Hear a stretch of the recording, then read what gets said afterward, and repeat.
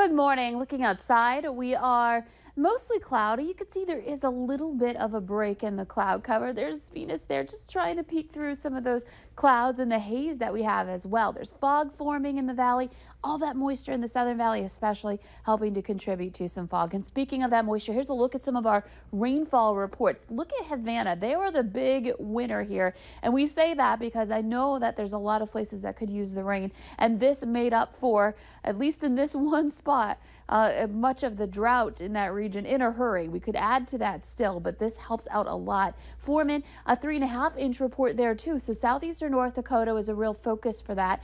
Elbow Lake over on the Minnesota side, 2 inches of rain. Jamestown, also an area really struggling with drought conditions.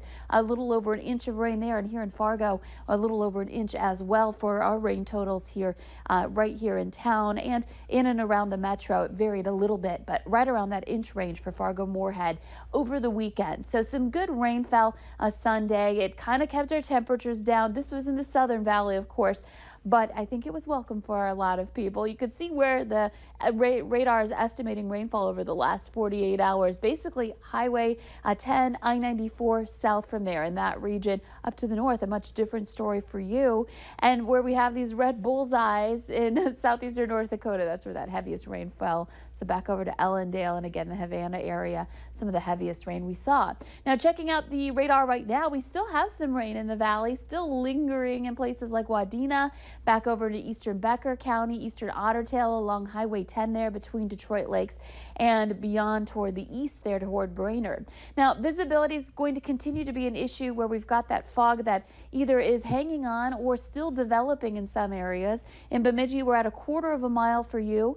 Up toward Baudette, we're at 3/4 of a mile. And Roseau, our visibility there at 1/2 mile right now. So some places really struggling there with visibility. Definitely want to give yourself a little extra time this morning with the fog that's going to be in place. Our temperatures, big range yesterday and highs, and now we flip-flop things. It's warmer in the south where we've had that cloud cover linger. We're at 61 degrees in Wahpeton. The warm spot is Fergus Falls at 63. Where we were clear yesterday and overnight, it's cooler now at 45 in Baudette, 48 in Roseau and in Langdon. So a cooler start to your day north with wind speeds that are either non-existent or wind out of the north less than 10 miles per hour. So looking at your hour-by-hour forecast, still have those clouds hanging on this morning in the south.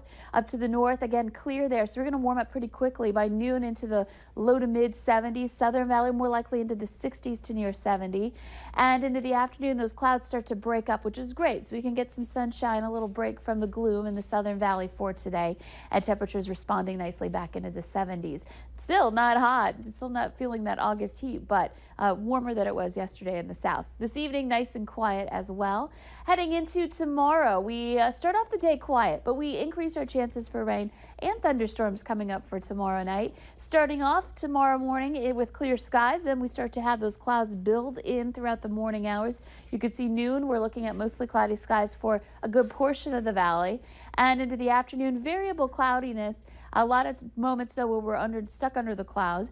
And into the 5 o'clock hour, heating things up into the mid-70s, and that's about as warm as we'll go with the cloud cover around. And, of course, that chance for some rain and thunder for the evening hours for tomorrow night and into the early part of the day on Wednesday. So beautiful sunrise. Some of us getting to enjoy that this morning. This was on Rush Lake. Diane, thank you for sharing that really vibrant orange and yellow sunrise that you enjoyed. And then Tuesday and into Wednesday, that's tomorrow, of course, and into Wednesday, we have that chance for rain and thunder that I just showed you in our hourly planner. After that, we warm up. We get back into those low 80s and still some chances for on and off rain and thunder, which is a good thing with the need for rain continuing here in the valley. And that will be the case as we move into the weekend. Still some chances for rain and thunder on Sunday. Thank you, Lisa.